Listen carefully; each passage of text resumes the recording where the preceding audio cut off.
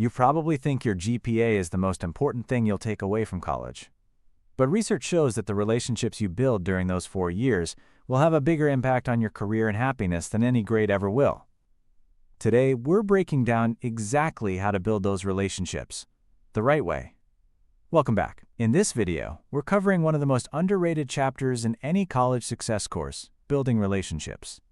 By the end of this video, you'll know how to connect with professors, build real friendships, navigate conflict, develop professional networks, and understand why emotional intelligence is your secret weapon in college and beyond.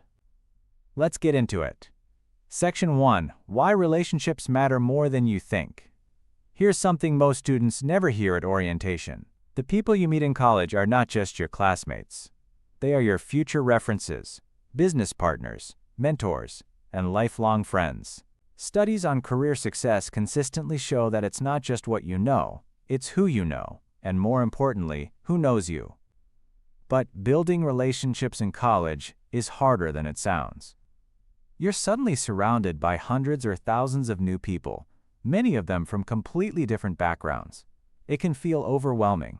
A lot of students default to isolation, going to class, going home, repeat, and that's a pattern that quietly holds them back. The good news is that relationships are a skill, and like any skill, they can be learned and practiced. The key is being intentional. Don't wait for people to come to you. College is one of the few places in life where everyone is already in the same boat, and everyone is equally looking for connection. Now, knowing that relationships matter is one thing, but what about the relationship that might be the most valuable one on campus? The one with your professor. That's coming up next. Section 2. Building relationships with professors. A lot of students treat professors like vending machines. You put in attendance, you get out a grade. That mindset is costing you more than you realize. Professors are not just teachers. They are professionals in their fields, with networks, research opportunities, recommendation letters, and real-world experience to share. One genuine relationship with a professor can open doors that a perfect GPA alone never could. So how do you actually connect with them? Start simple. Go to office hours, not just when you're struggling, but when you're curious. Ask a question about the material that goes a little deeper than the exam. Show genuine interest in what they study or teach. Professors became professors because they love their subject. Talk to them about it. Email professionally. Use their correct title.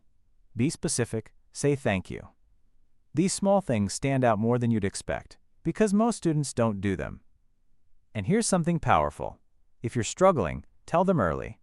Professors respect students who advocate for themselves. What they don't appreciate is silence followed by a disappearing act at finals. Building a relationship with even 2 or 3 professors over your college career can be genuinely life-changing. And those communication skills you practice with professors, they directly feed into the next section, building friendships that actually last.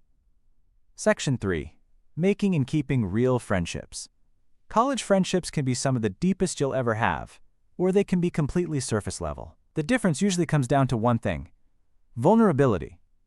Real connection happens when you move past what's your major and start sharing what you actually care about, your goals, your fears, your weird interests. That kind of openness invites other people to be real with you too. But friendships also require time and consistency. It's easy to assume that proximity equals friendship. You sit next to someone in class for a semester and call them a friend. But friendship needs maintenance. Check in on people, make plans, follow through. It's also worth being selective.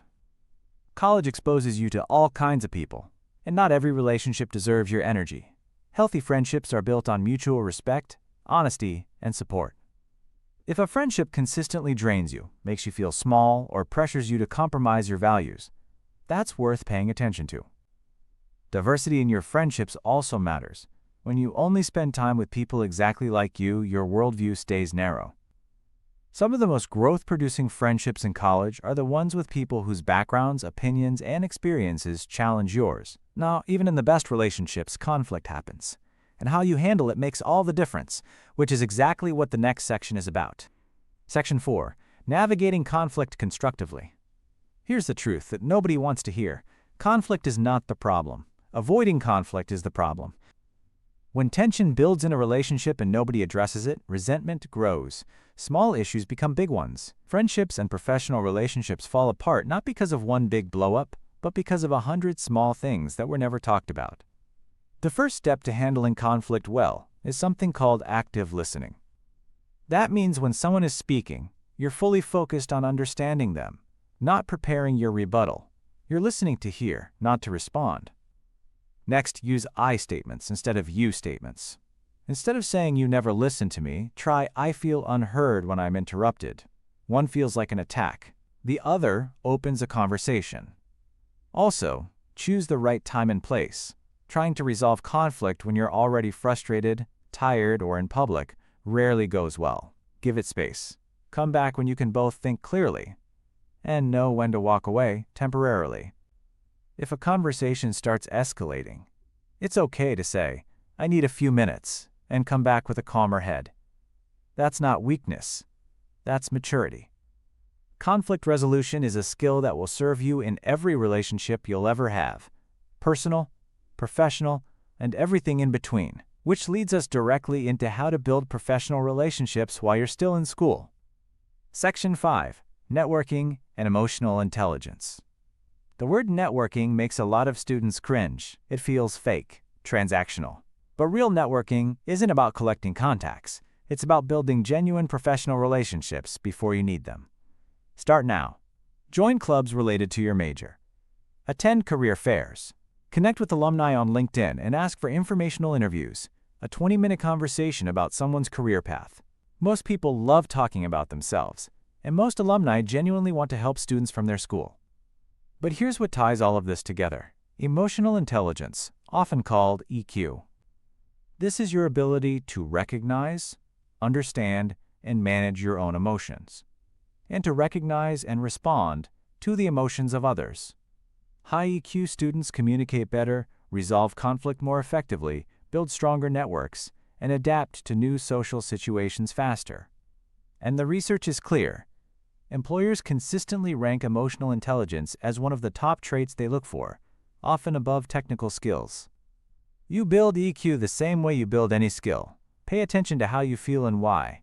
Practice empathy, reflect on your interactions. Be willing to be wrong and to grow. The relationships you build in college don't happen by accident. They happen because you show up, stay curious, communicate honestly, and invest in other people intentionally. So there you have it. 5 keys to building real, meaningful relationships in college. Connect with your professors. Invest in genuine friendships. Handle conflict with maturity. Network early and authentically. And develop your emotional intelligence every single day. If this video helped you, hit that like button. It genuinely helps more students find this content. Subscribe so you don't miss the next chapter. And drop a comment below. What's one relationship in college you want to improve? Let's talk about it. See you in the next one.